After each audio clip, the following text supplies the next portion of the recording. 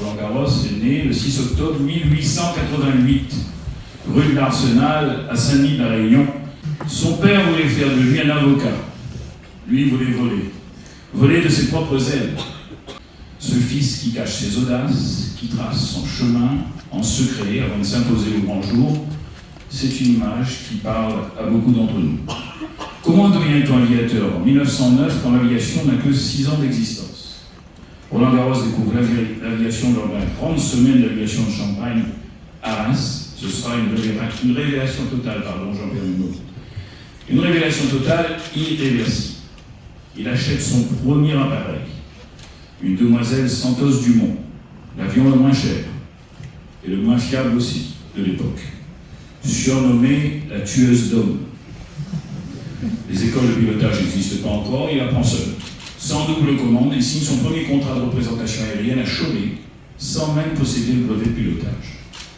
Il enchaîne alors les exploits, Paris-Madrid, Paris-Rome, le circuit européen, des tournées aux États-Unis et même en Amérique du Sud. En 1912, il détient le record du monde d'altitude à 5610 mètres, établi au large de Carthage sur un Morane-Saulnier. Puis vient le 23 septembre 1913, le jour où tout bascule, où tout bouscule. À bord d'un modeste monoplan Morane-Saulnier type H, équipé d'un moteur de 60 chevaux, il décolle le Saint-Raphaël à 5h47, chargé de 250 litres d'essence, sans flotteur, à la boussole. Il survole la Corse, la Sardaigne, traverse 500 km au-dessus de la mer. À l'atterrissage à Bizerte, il ne lui reste que 5 litres d'essence. La traversée, 730 km, a duré 7h53 minutes. Le monde entier retient son souffle, puis acclame. Un homme vient de traverser la Méditerranée en avion pour la première fois dans l'histoire de l'humanité. Et c'est un enfant de la Réunion.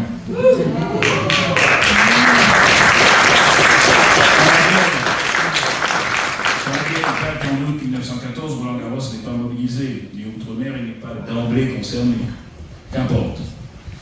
Il s'engage comme simple soldat dès le 4 août, une date qui parle à certains, affecté naturellement à une escadrille pour des missions de reconnaissance et de combat. Mais il ne peut se résoudre à l'impuissance. Le problème qui hante tous les aviateurs de l'époque, comment tirer droit devant soi sans détruire sa propre hélice? De novembre 14 à mars 1915, il travaille avec l'ingénieur Raymond Saulnier pour mettre au point le tir des mitrailleuses à travers l'hélice grâce à des déflecteurs en acier blindé fixés sur les pales. Une invention qui va changer la guerre dans les airs. En quelques jours seulement, sur son Morane équipé de cette hélice blindée, il abat 3 appareils allemands. Puis survient un premier accident, 18 avril 1915. Son moteur est endommagé par des balles alors qu'il bombarde à la main un train à basse altitude près de Gautry. Il doit se poser en territoire ennemi, il tente d'incendier son appareil, sans succès.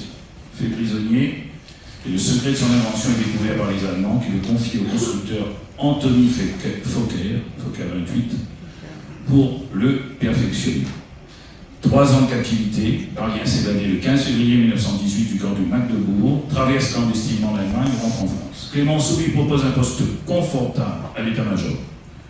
Il refuse. L'insolent Roland Garros. Il veut retrouver le ciel. Il est affecté à la prestigieuse escadrille des Cigognes côté d'Aurélie Franck.